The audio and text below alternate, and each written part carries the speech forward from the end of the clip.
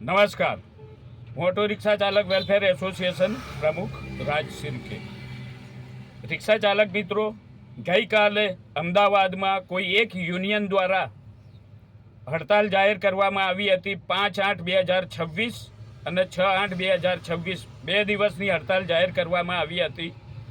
તે બાબતમાં આપ સૌ મીડિયાના માધ્યમમાં એવું કહેતા જાણવા મળ્યું છે કે રિક્ષાના એસોસિએશન સુધી આપની વાત પહોંચાડવાની છે. રિક્ષા ચાલક મિત્રો, આપ સૌની વાત વ્યાજબી છે.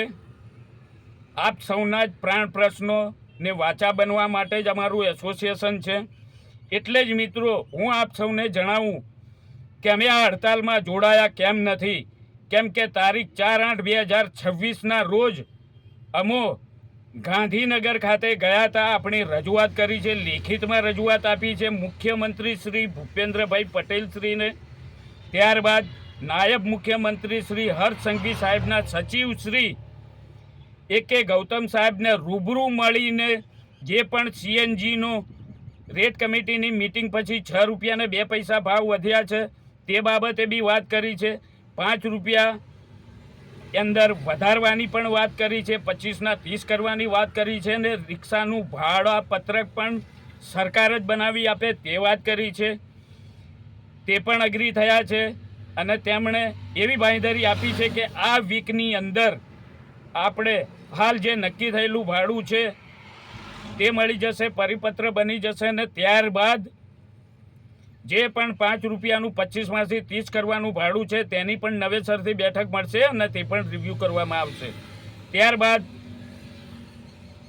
વાહન વ્યવહાર વિભાગમાં અગ્ર સચિવ શ્રી હરિભાઈ શુક્લ સાહેબને મળ્યા. તેમને પણ રૂબરૂ રજૂઆત કરી. 2 વ્હીલર બાબતે પણ રજૂઆત કરી, ભાડાપત્રક બાબતે પણ રજૂઆત કરીને ભાડું રિવ્યૂ કરવાની બાબતે પણ રજૂઆત કરી. તેમને પણ આવેદનપત્ર આપ્યું, મૌખિક બાબતો ઉપર ચર્ચા કરી. ત્યારબાદ અમો ટ્રાન્સપોર્ટ કમિશનર શ્રી રાજેન્દ્ર કુમાર શ્રીને પણ મળ્યા. તેમને પણ રૂબરૂ તમામ આ બધી ચર્ચાઓ કરી. જે ચૌધરી સાહેબ નાયબ ટ્રાન્સપોર્ટ કમિશનર સાહેબ છે તેમને પણ રૂબરૂ ચર્ચા કરી. સૌમાં એવું કહેવામાં આવ્યું કે આ વીકની અંદર કે આપની આ જે પણ તમામ રજૂઆતો છે તેનું નિરાકરણ 100% આવી જશે. પરિપત્રનો નંબર પડી જશે. હાલ 25 રૂપિયા મિનિમમ અને રનિંગ 20 રૂપિયા આપવામાં આવશે, અને ત્યારબાદ ફરી વખત રેટ કમિટીની મિટિંગ બોલાવવામાં આવશે અને તેનામાં 5 રૂપિયાનો રિવ્યૂ કરવામાં આવશે. એટલે મિત્રો, આપણને જ્યારે આવી બાંયધરી આપી હોય ને થોડા દિવસનો સમય માંગ્યો હોય તો આપણી પણ ફરજમાં આવે છે કે આપણે પણ તેમને સમય આપીએ. અને મિત્રો, ચિંતા ના કરો, આપણી માંગણી, આપ સૌનો રોષ ગઈકાલે 5મીની હડતાલમાં જોયો. 100% વ્યાજબી છે. અમારા સુધી વાત પહોંચી છે. પણ મિત્રો, ધ્યાન રાખો, આ હડતાલથી આપણા જ રિક્ષા ચાલકોની રોજીરોટી બગડે છે.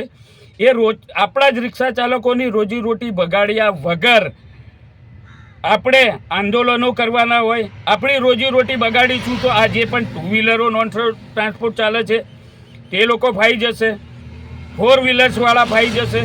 નુકસાન તો આપણને થશે ને. એટલે ધીરજ રાખો, આપનો રોષ બનાવી રાખો, સંયમ રાખો. હાલ 15 તારીખ સુધી આ ગુજરાત સરકારી તંત્રએ આપણી ડિમાન્ડ પૂરી નહીં કરી તો 15 તારીખ પછી અમદાવાદના તમામ યુનિયન, એસોસિએશન, સમિતિ, સંગઠનોનો સાથ સહકાર લઈશું. તેઓ જોડે મિટિંગો કરીશું ને ત્યારબાદ આખા અમદાવાદમાં આપણે હડતાલમાં જવું પડે તો હડતાલમાં પણ જઈશું. અને આ સરકારનો 2027માં બહિષ્કાર કરવાના પણ પોસ્ટરો લગાવીશું. તે બધું કરીશું. પણ હાલ થોડી ધીરજ રાખો. સરકારે બાંયધરી આપી છે તો થોડા સમય માટે ધીરજ રાખો. જય હિન્દ, જય ભારત.